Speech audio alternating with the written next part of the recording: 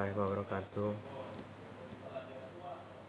Nama saya Muhammad Alvin Fajrianto. Nomor mahasiswa 19 10 10 534. Mata kuliah Sosiologi Hukum kelas E. Di sini saya akan membuat video tentang perubahan sosial dan perubahan hukum dalam masyarakat. Perubahan sosial itu adalah bentuk peralihan yang berubah tata kehidupan masyarakat yang berlangsung terus-menerus karena sifat sosial yang dinamis dan bisa berubah-ubah. Perubahan sosial itu dimulai dari diri kita sendiri, dari kita kanak-kanak sampai kita tumbuh dewasa. Karena hakikatnya manusia bisa berhenti pada suatu titik tertentu sepanjang masa yang artinya mereka selalu mengalami perubahan perilaku atau perubahan sosial. Masyarakat memiliki peran penting dalam perubahan sosial pada jangka waktu tertentu, misalnya seperti perubahan sifat, perubahan perilaku hari ke hari, teman ke teman. Setiap insan manusia memiliki sifat yang tidak pernah selalu puas, tapi wajar jika manusia terus berkembang dan melakukan banyak perubahan untuk kebutuhan hidupnya. Pengertian perubahan sosial menurut para ahli. Menurut para Max Weber, salah satu ahli sosiolog, mengungkapkan pengertian perubahan sosial adalah budaya sosial. Inilah yang terus berubah, yang sifatnya kesinambungan dengan hubungan sosial.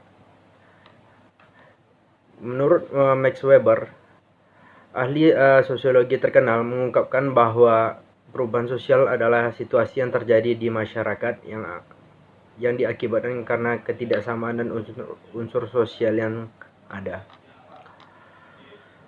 Proses terjadinya perubahan sosial itu terbagi atas 4. Yang pertama, difusi.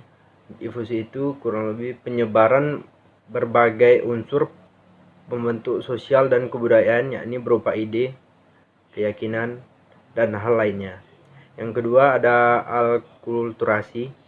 Alkulturasi itu adalah perubahan sosial yang terjadi karena masuknya suatu kebudayaan asing ke dalam suatu kelompok masyarakat, sehingga unsur budaya asing itu disesuaikan dengan kebudayaan asli masyarakat tertentu. Yang ketiga ada asimilasi.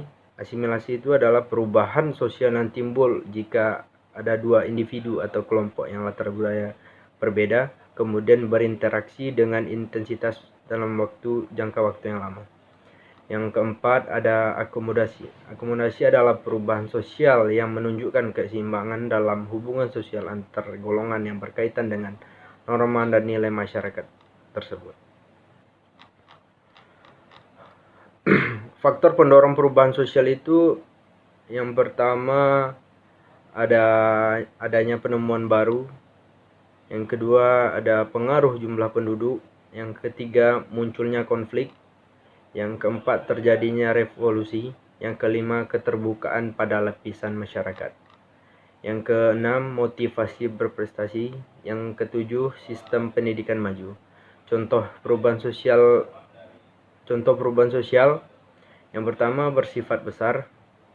Contohnya seperti salah satu contoh perubahan sosial yang bersifat besar pernah terjadi sekitar 20 tahun yang lalu pada sistem pertanian kita yang masih tradisional, yang menggunakan cara sederhana, yang merawat padi sehingga menanam padi masih dilakukan secara tradisional, membajak sawah secara tradisional menggunakan sapi. Semakin berkembangnya zaman, saat ini membajak sawah tidak hanya menggunakan sapi saja. Membajak sawah dilakukan dengan teknologi terbaru dengan menggunakan traktor. yakni mempersingkat waktu petani untuk bekerja, mempermudah efisiensi waktu, sehingga petani dahulu dan petani sekarang bisa berubah.